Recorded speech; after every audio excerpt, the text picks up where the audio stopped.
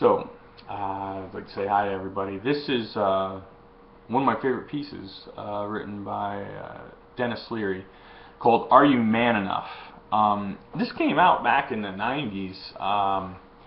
If you listen close, you'll hear him talk about Bush. He's not talking about Bush Jr., he's talking about Bush Sr. This is back in the infancy. I searched YouTube and didn't find anybody who had done this, and I was totally surprised. This is pretty good stuff. I doubt Denis will ever see it, but if he does, Denis, much props.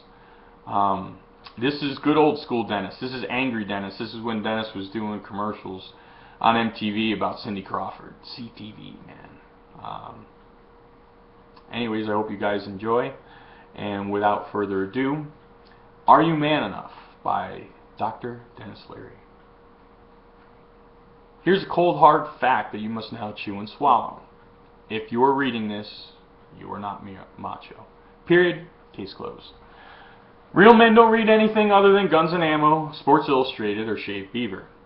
Do not mention Fire in the Belly. Do not clutch your copy of Iron John. Sit your soft little ass down and listen up. Understanding macho means you don't possess it. I've proven myself to be the pussy that I am by writing this piece.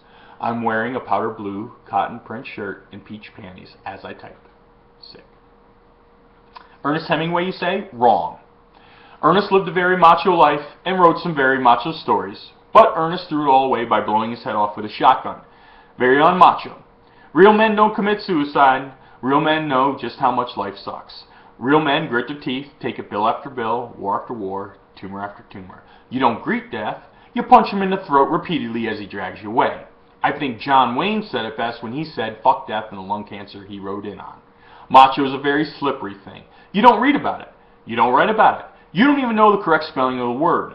In a vain attempt to keep some semblance of masculinity, I didn't research the roots of the word while writing this article. I can only assume that macho comes from machismo, which sounds a hell of a lot like machine. Being macho implies a tough, hard, block-like approach full of pistons, rods, axles, and other big steel-type stuff. It's hard to live by the old macho code these days. They've chipped away at it over the years, slowly but surely. Drinking's been reduced to a few beers or a couple whiskeys, if that. Otherwise, your AA friends begin to stare across the table with that, I personally think you have a problem, and that all alcohol should be banned, so I won't feel the urge to drink myself into a naked stupor, but I'm not going to say anything, look on their faces. No mess, no mauling, no mistress, no muss. From time to time, people try to use macho as an image builder. Bush tries to make himself seem like a card-carrying Mace Club member. He's not. The last macho president we had was FDR. FDR, a man stricken by polio, stuck in a wheelchair, fighting the Nazis all the while smoking 3.5 packs a day. The only thing we have to fear is fear itself. Yeah, and staircases, and soccer, and dancing. I think the death of macho is easily located on a very recent map. Sometime in the late 70s, right around the time the Village People released Macho Man and Barry Manilow sang Copacabana, and Robbie Benson was muling his way into the hearts of the teenage ultra-virgin, men made a serious mistake. We started talking to each other, and we stopped punching each other, and began discussing why we wanted to punch each other. I'll bet my right nut that if I'd done some research, I would have found a dramatic decline in facial cuts and brain contusions starting in 1977. Now we're supposed to be sensitive. We're supposed to share our feelings and cry at funerals and care about our hair. We're, in short, supposed to be women. Hello, my name is Shirley. Touch me in the morning. I believe in equal rights. I believe that women should get equal pay for equal jobs. I believe that women should have control of their bodies and be in positions of power. I believe we should have the same size shoulder pads on our suits. But I also believe that men should be men and women should be, well, women. Women should be soft and smart and mysterious, and men should have their own tools. I pine for the sheer stupidity of the old macho days, when men would brandish hammers and build huge, bulking cars that sucked up gas and tore open the ozone layer, and crushed small animals beneath totally useless but totally cool-looking tail fins, when men were apes with good shoes and a dental plan. John Wayne, John Huston, Bill Holden, Bob Mitchum, Clark Gable, Babe Ruth, Lee Martin, Sam Penickbot. Men who drank and fought and puked and ate raw meat right off the bone, drank some more, fought some more, and puked again and kept on drinking. Men who died of massive heart attacks or sudden brain seizures, or who just plain fucking blew up. My dad was one of these men. My dad once cut off his son with a power saw, duct taped it back on, and drove himself to the hospital smoking a Camel Unfiltered on the way. My dad's theory was simple. No pain, no fucking pain. My dad smoked 5 packs a day, worked 3 jobs, 7 days a week, ate beef for breakfast, lunch, and dinner. One night, 1985, he ate a big steak dinner with a side order of bacon and extra steak fries. He ordered some coffee, sat back, lit up a cigarette, and exploded. I don't want to hear about Arnold Schwarzenegger. Even Arnold caved in. In Terminator 2, he was all of a sudden Mr. Caring Guy, protecting the kid, hoping the Earth wouldn't end. Bullshit. There was even a sequence at the end of the movie where a huge truck full of flammable liquid tears down the highway for about 3 minutes and then doesn't blow up. A sign of the times if there ever was one. Every real man knows the #1 golden rule of macho movie making. You see a truck on screen, blow it up. In Thelma and Louise, the women saw a truck. What did they do? Susan Sarandon pulled out her gun, blew the truck way the fuck up. Another sign of the times.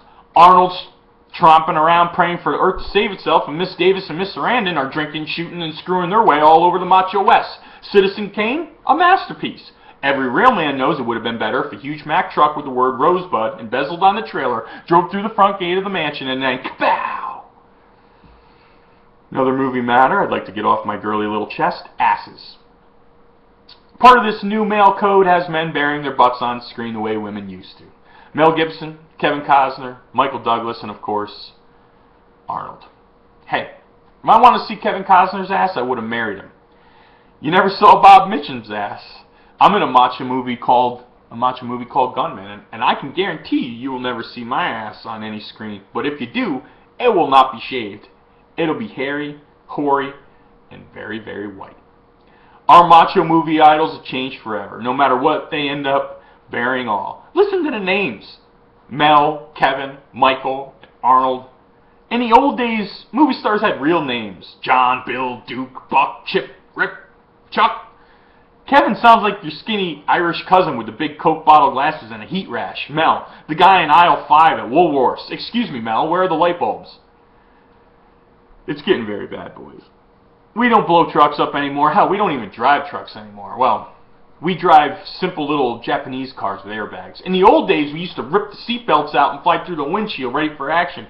Thrown from the car. Remember that phrase in accident reports? Always the sign of a macho driver.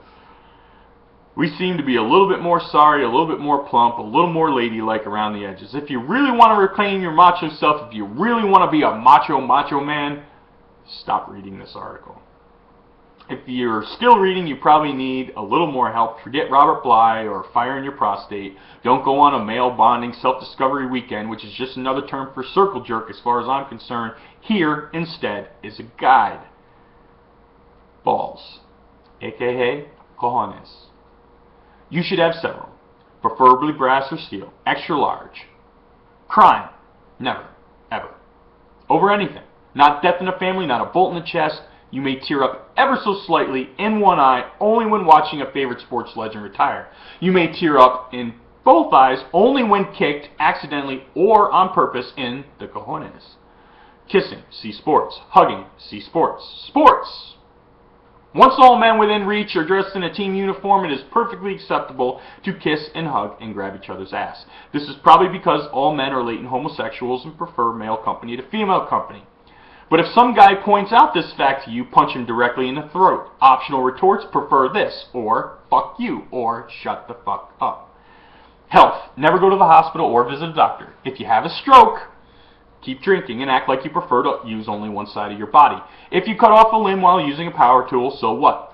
That's why there's duct tape and staple guns. If someone tries to drive you to the hospital after a heart attack or maiming, punch him in the throat. Optional retorts: drive this, or fuck you, or shut the fuck up. Diet. Meat, cigarettes, meat, booze, meat, and coffee. In case of aneurysm or alcohol-induced coma, see health. Fighting. At all times over anything. Never hit a woman, or a child, or a bus.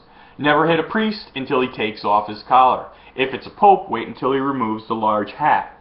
Clergy will often provoke a punch in the throat with their violence doesn't prove anything pontifications. Optional retorts: prove this, or fuck you, father, or shut the fuck up, padre. Drinking. No falling down, No puking, unless to empty the stomach in order to continue drinking. No slurring of words. Tell a few war stories. See that scar? I was in Nam and I ate a grenade and it blew up in my colon. If your aim is off due to alcohol, it is acceptable to punch someone in the head or the solar plexus. Sex. You're probably too drunk or just plain stupid to have sex, but pretend you get a lot, i.e., you should have seen me last night, blah, blah, blah, blah, blah. Absorb this info, and you should be on your way. If you have any further questions, call 1-800-COJONES. Remember, we're men. Big, boxy, sweaty, ignorant men. We have penises. Well, we used to have penises. Either way, I think Billy Martin, the late Yankees manager, said it best when he said, "Hey, I can drive."